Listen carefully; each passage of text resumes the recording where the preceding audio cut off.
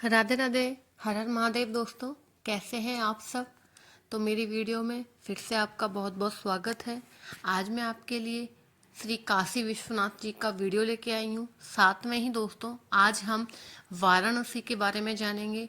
आपको पता है दोस्तों, वाराणसी को बनारस, काशी कई नामों से जाना जाता है और कहते हैं कि यह हमारे महादेव की नगरी है। तो दोस्तों आज हम जानेंगे कि आप श्री काशी विश्वनाथ ज्योतिर्लिंग, जो कि 12 ज्योतिर्लिंग में से एक है, उसके किस प्रकार दर्शन करेंगे। तो दोस्तों वीडियो को शुरू करते हैं और आज मैं आपको बताती हूँ कि इस वीडियो के माध्यम से मैं आपको यहाँ पहुँचने का तरीका, यहाँ रुकने की क्या क्या व्यवस्था है वो, खाने पीने की क्या व्यवस्था होगी वो, दर्शन करने का क्या सही तरीका है वो, एंड दोस्तों उसके साथ में ही मैं आपको बताऊंगी कि इन सब में आपको कितना बजट चाहिए और कितने दिन का स्टे चाहिए एंड कौन सा मौसम यहाँ आने के लिए बेस्ट रहता है।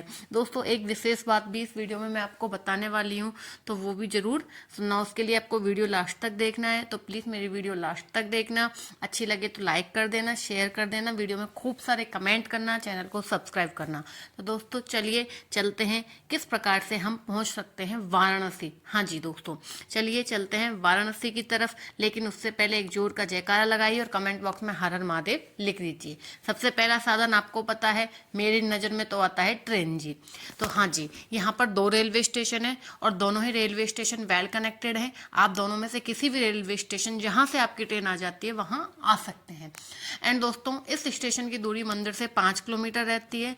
तो आप इस स्टेशन से रिक्शा लेके, ऑटो लेके आप गोदोलिया चौराहे पे या मंदिर पे डायरेक्ट जाना तो वहाँ पहुँच सकते हैं। उसमें 25 से 30 रुपये पर व्यक्ति लगते हैं। अगर बुक करेंगे तो आपको थोड़ा ज़्यादा लग सकता है। बात करते हैं बस की, तो आप बाई बस भी आ सकते हैं। यहाँ बस स्टैंड भी बना हुआ है। दोस्तों बस से यदि आप आएंगे तो बस आपको गोदोली चौराहे से थोड़ा दूर छोड़ेगी। दोस्तों बात करते हैं प्लेन की। यदि आप प्लेन से आना चाहते हैं तो यहाँ पर लाल बहादुर शास्त्री जी रेलवे स्टेशन बना हुआ है, जो काफ़ी भव्य है, वेल कनेक्टेड है। तो यदि आप प्लेन से आना चाहते हैं तो आप प्लेन से आ सकते हैं। वहाँ से आप ऑटो रिक्शा कर लीजिए। लेकिन अगर आप बाई रोड आना चाहते हैं अपनी कार से, अगर अपने व्हीकल से आना चाहते हैं तो आप उससे भी आ सकते हैं। यहाँ पर पार्किंग की भी अच्छी सुविधा आपको मिल जाती है। दोस्तों अब हम वाराणसी पहुंच के बात करते हैं वाराणसी में रुकने की। तो दोस्तों यहाँ पर काफ़ी सारे होटल्स बने हुए हैं। आप पूरे वाराणसी में कहीं पे भी होटल्स ले सकते हैं। लेकिन अच्छा ये होगा कि यदि आप मंदिर के दर्शन करना चाहते हैं तो आप गोदौलिया चौराहे पे आ जाइए। जी हाँ, ये गोदौलिया चौराहा मंदिर से थोड़ा ही दूर है, लगभग 200 से 300 मीटर की दूरी पर। और यहाँ पर काफ़ी धर्मशालाएँ हैं, काफ़ी होटल्स हैं। तो यहाँ पर आप होटल ले लीजिए या धर्मशालाएँ ले लीजिए। दोस्तों जो धर्मशालाओं की रेट है वो 600 रुपये से शुरू हो जाती है और जो होटल्स का प्राइस है वो 1000 से शुरू हो जाता है। दोस्तों तो आप अपने बजट के अनुसार यहाँ पर अपना रूम ले सकते हैं। दोस्तों अब बात करते हैं दोस्तों दर्शन की। तो सबसे पहले विश्वनाथ जी के दर्शन करने से पहले हम करेंगे गंगा स्नान। तो उसके लिए हमें जाना पड़ेगा दशाश्वमेध घाट। हाँ जी दोस्तों, जो वैसे तो वाराणसी में 84 घाट हैं, लेकिन जो विशेष स्नान घाट है वो दशाश्वमेध घाट है और यही आरती घाट भी है। चलो उसके बारे में बाद में बात करेंगे। तो सबसे पहले चलते हैं हम गोदौलिया चौराहे से सीधा, जो गोदौलिया चौराहा है वहां से आपको स्ट्रेट जाना है तो आप सीधा दशाश्वमेध घाट पर पहुंच जाएंगे। तो दोस्तों दशाश्वमेध घाट पर आकर आप गंगा स्नान कीजिए, हर हर गंगे का जयकारा लगाइए, अपने मन में अपने श्रद्धा से अच्छे से यहाँ पूजा अर्चना कीजिए। अगर आप कोई विशेष पूजा भी करवाना चाहते हैं तो वो भी यहाँ पर हो जाएगी। उसके बाद चलेंगे हम दोस्तों दर्शन के लिए। तो मंदिर में दर्शन के लिए 4 दरवाजे बने हुए हैं। दोस्तों इन चारों गेटों में से 1 2 3 4 नंबर इन पे डले रहते हैं। आप अपनी सुविधा अनुसार, यदि आप गोदौलिया चौराहे पे रुके हैं तो आप गेट नंबर 1 से जाएंगे। लेकिन यदि आप दशाश्वमेध घाट के आसपास हैं तो आप विश्वनाथ जो गली है, गली नंबर 2, वहां से जा सकते हैं। और आप गेट नंबर 3 या गेट नंबर 4 से भी जा सकते हैं। तो जिसके पास आपका स्टे पड़ रहा है आप वहां से चले जाइए। लेकिन दोस्तों हम तो गेट नंबर 4 से गए थे, क्योंकि ये सबसे बड़ा गेट होता है और मेन गेट यही है। यहाँ से विश्वनाथ जी का मंदिर स्पष्ट दिखाई जाता है। दोस्तों यहाँ पर अंदर मंदिर के कोई भी मोबाइल या कोई भी इलेक्ट्रॉनिक आइटम, पर्स वगैरह ले जाना अलाउ नहीं है। तो आप या तो बाहर रख के जाइए या फिर मंदिर में भी जो लॉकर होते हैं वो बने हुए हैं, तो आप मंदिर के अंदर जो कॉरिडोर है उसमें जाके भी अपना सामान रख सकते हैं।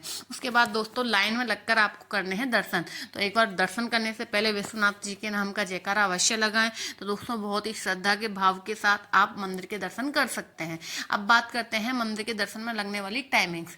दोस्तों दर्शन में जो टाइम लगता है वो लगभग साधारण समय में 3 से 4 घंटे होते हैं, जब कोई सीजन नहीं होता है। लेकिन यदि आप सावन के महीने में या विशेष कई त्योहारों पे आते हैं, मंडे में आते हैं, छुट्टियों में आते हैं, तो वो समय बढ़ जाता है और वहाँ दर्शन में 5 से 6 घंटे लग जाते हैं। तो इसलिए आप कीजिए शीघ्र दर्शन। यदि आप शीघ्र दर्शन करना चाहते हैं तो यहाँ काउंटर बने हुए हैं और पर पर्सन जो चार्ज है वो 300 रुपये रहता है। तो दोस्तों आप यहाँ पर विशेष दर्शन भी कर सकते हैं।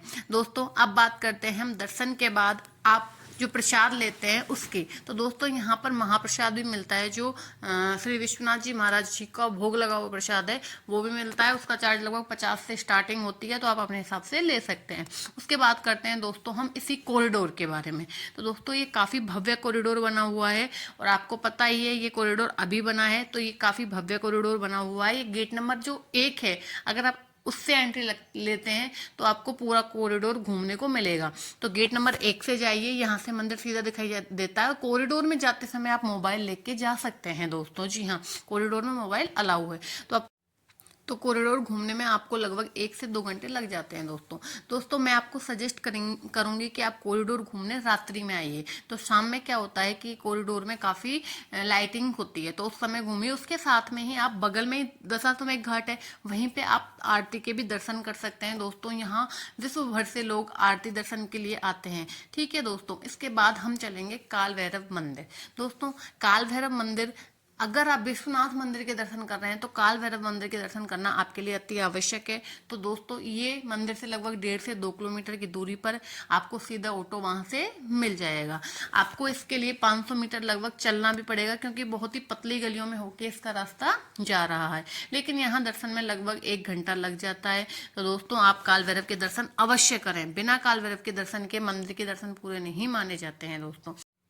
इसके पास में ही दोस्तों माता रानी का, विशालाक्षी माता रानी का मंदिर बना हुआ है। इसे शक्तिपीठ माना जाता है। तो दोस्तों यदि आप यहाँ पे आए हैं तो विशालाक्षी मंदिर के भी दर्शन कीजिए। दोस्तों माता रानी के यहाँ पर काफ़ी भव्य प्रतिमा है और जिसके दर्शन भी काफ़ी मनोहर हैं। तो आप प्लीज़ यदि आ रहे हैं तो माता रानी के दर्शन जरूर कीजिए। इसके बाद दोस्तों हम चलेंगे सिटी टूर पे। इसमें सबसे पहले आता है लाल पत्थर का दुर्गा माता का मंदिर। दोस्तों ऐसा बताते हैं कि ये जो दुर्गा माता का मंदिर है ये काफ़ी मान्यता रखने वाला है, क्योंकि इसके पास में एक दुर्गा कुंड भी बना हुआ है।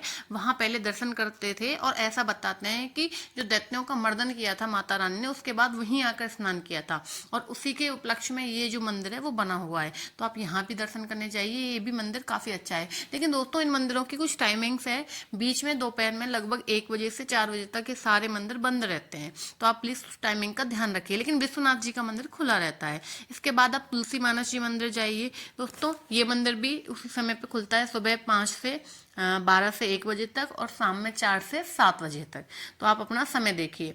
इसके बाद चलेंगे त्रिदेव मंदिर। दोस्तों त्रिदेव मंदिर भी इसके पास में बना हुआ है। ये सारे मंदिर जो हैं ये 500 से 600 मीटर की दूरी पर बने हुए हैं। तो आप यहाँ पर त्रिदेव में ब्रह्मा जी, विष्णु जी, महेश जी, तीनों ही मंदिर बने हुए हैं। आप तीनों देवताओं के यहाँ पर दर्शन कीजिए। इसके बाद बहुत ही विशेष मंदिर जाएंगे हम, संकट मोचन मंदिर। जी हाँ, ये संकट मोचन मंदिर अपने आप में रहस्य लिए हुए है। बताते हैं कि यहाँ पर श्री तुलसीदास जी महाराज जी को स्वयं श्री हनुमान जी महाराज जी के दर्शन हुए थे। स्वयं श्री बालाजी ने यहाँ पर उनको दर्शन दिए थे। दोस्तों अगर आप यहाँ आ रहे हैं तो इसके दर्शन अवश्य करें। एंड यहाँ पर मोबाइल वगैरह अलाउड नहीं है, इसके लिए बाहर लॉकर बने हुए हैं, तो आप अपना सामान बाहर रखें, अंदर हनुमान जी के दर्शन करें और फिर वापस आए। इसके बाद में चलेंगे हम BHU कैंपस। दोस्तों इसमें एक बिरला मंदिर बना हुआ है जो भी काफ़ी भव्य है। आप इसके भी दर्शन अवश्य ही करें। ठीक है दोस्तों, इसके बाद दोस्तों मैं आपको लेके चलती हूँ घाटों के दर्शन के लिए। दोस्तों हाँ जी, घाटों के दर्शन। वैसे तो बनारस में 84 घाट हैं, लेकिन जो नाव वाले हैं वो लगभग हमें 40 घाटों के दर्शन कराते हैं। जी हाँ, हम बोट से चलेंगे और जो नाव वाले हैं वो एक व्यक्ति का 200 रुपये चार्ज करते हैं, और अगर आप पूरी बोट अपनी फैमिली के लिए या पर्सनली बुक करना चाहते हैं तो आप उसके हिसाब से कर सकते हैं। तो दोस्तों, यहाँ पर आपको मणिकर्णिका घाट से हरिश्चंद्र तक सारे 40 घाटों के दर्शन हो जाते हैं। तो आप बोट से घाटों के दर्शन अवश्य करें दोस्तों। दोस्तों, यहाँ जो भी घाट बने हुए हैं वो बहुत ही पवित्र है। यहाँ गंगा माता का जल भी बहुत पवित्र है, और इसके जो दृश्य हैं वो भी मन को अत्यंत हर्षित करने वाले। जी, यहाँ पर एक अन्नपूर्णा माता का भी मंदिर है दोस्तों। मैं उसकी बात लास्ट में इसलिए कर रही हूँ क्योंकि यहाँ मंदिर के दर्शन के साथ साथ मैं आपको भोजन के बारे में भी बताऊंगी। तो सबसे पहले हम माता अन्नपूर्णा के दर्शन करते हैं दोस्तों। यदि हम खाने की बात करें तो यहाँ अन्नपूर्णा माता का क्षेत्र बना हुआ है, भोजनालय क्षेत्र। आप यहाँ पर जाकर भोजन प्राप्त कर सकते हैं। यह सुबह 7 बजे से रात्रि 10 बजे तक शुरू रहता है। तो यदि आप इसमें भोजन करना चाहते हैं तो कर सकते हैं। बाकी आप भोजनालय में भी जाकर भोजन कर सकते हैं। यहाँ कई प्रकार के भोजनालय